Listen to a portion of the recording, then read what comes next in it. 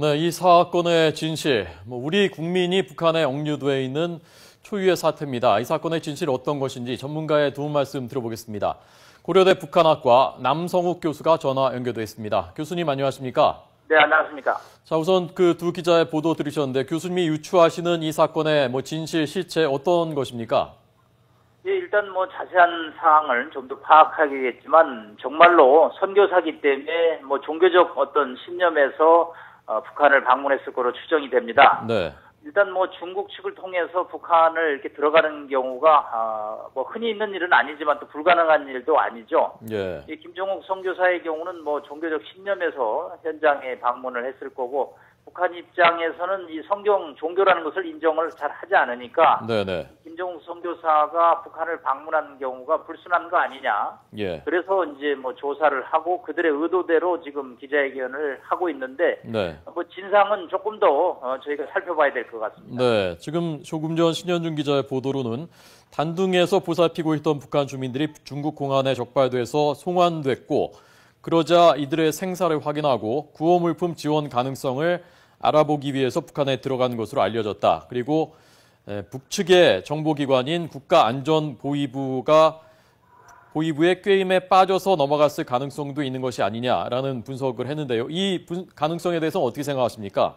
예, 일단 가능성이 높다고 봅니다. 일단 네. 단동에는 우리 선교사나 종교기관, NGO 단체들이 북한의 구호 활동을 많이 하고 있습니다. 예. 그래서 이들은 아무래도 한 물건이라도 더 좀 북한에 지원하기 위해서 여러 가지 조금 위험한 상황에서 움직이고 있는 것은 사실입니다. 일단 북한의 그 주민들이 이제 이 김정욱 선교사의 소재에 관해서 일단 북한 보위부에다가 얘기를 했을 것으로 추정을 하고요.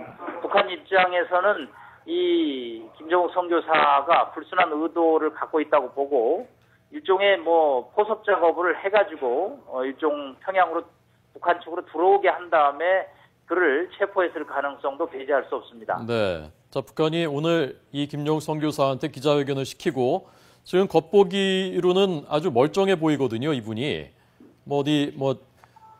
가혹행위를 당했다거나 아니면 굶주렸다거나 이런 흔적이 안 보이고 멀쩡해 보이고 자, 이런 모습으로 기자회견을 시키고 외신에 다 공개를 했단 말입니다. 미리 예고까지 했고요. 이 북한의 의도는 어떤 것이라고 보십니까? 일단 남측 정보기관하고의 연계 가능성을 부각시킴으로써 네. 이것이 상당히 남측 정부와 연계되어 있다라는 조직적인 의도라는 것을 대외에 과시함으로써 자신들이 이 문제를 푸는 데 있어서 주도권을 갖는 그러면서 결국은 한국 정부가 본인들에게 양보를 하고 한국 정부가 일종의 북한의 요구를 수용하도록 하는 그런 차원에서 일종의 외신들에게 기자회견을 하고 또 본인이 일단 외형상 아무 문제가 없는 상태에서 자유로운 상태에서 기자회견을 함으로써 자신들이 강압행위를 하지 않았다라는 그런 일종의 제스처라든가 또 여러 가지 정치적인 쇼를 한 것도 있는 것으로 보입니다. 네. 앞으로 북한이 그럼 이 문제를 어떻게 풀어나가려고 할까요? 네, 이 문제 조금 장기화될 가능성을 배제할 수 없습니다. 일단 본인의 죄상을 본인이 자백하는 형식으로 기자회견을 했기 때문에 네. 남측 정보기관과의 연계를 강조함으로써 남측 정부의 책임을 아마 물을 것이고 예. 일단 일단 사과를 아마 하라고 그럴 겁니다. 당국간 회담을 통해서. 그리고 여러 가지 북측에 대해서 보상이라든가 또 여러 가지 유감 표명 그런 체계적인 대책을 아마 요구할 것으로 보입니다. 네, 지금 이 김정욱 씨 기자회견에서 말한 내용을 액면 그대로 얘기하자면 국정원의 돈을 받았고 정보 자료 수집해서 국정원에 줬다라는 것 아닙니까? 그 가능성에 대해서 어떻게 생각하십니까? 예, 그 가능성은 높지 않다고 봅니다. 사실 단둥에는 인도적 차원에서 구호 활동을 전개하고 있기 때문에 네. 그 사람들이 국정원과의 연계 가능성을 제기할 수는 없고요. 네. 그거는 북한의 억지 주장으로서 그들이 자신들의 요구사항을 관철하기 위한 억지 논리라고 볼 수가 있겠습니다. 예, 전반적으로 지금 남북 관계가 어쨌건 조금 진전돼 나가는 쪽으로 방향을 잡았는데 이 문제가 어떤 변수가 될 것 같습니까, 교수님? 예, 일단 북한은 이 문제에 대해서 남측 정부의 사과와 유감 표명, 재발 방지를 아마 요구하는 강한 요구가 계속될 것으로 보이고요. 네. 결국은 당국간 채널을 통해서 북한의 오해를 풀고 우리 정보기관과의 연계성이 없다라는 점을 설명하면서 이 문제에 대해서 뭐 차분한 대응이 필요할 것으로 보입니다. 예. 그런데 이게 뭐 오해를 한 게 아니라 의도적으로 그렇게 몰아가려고 북한이 마음을 먹은 거라면, 그래서 어떤 반대급부를 요구를 한다면 그러면 또 문제가 복잡해질 수도 있는 거 아닙니까?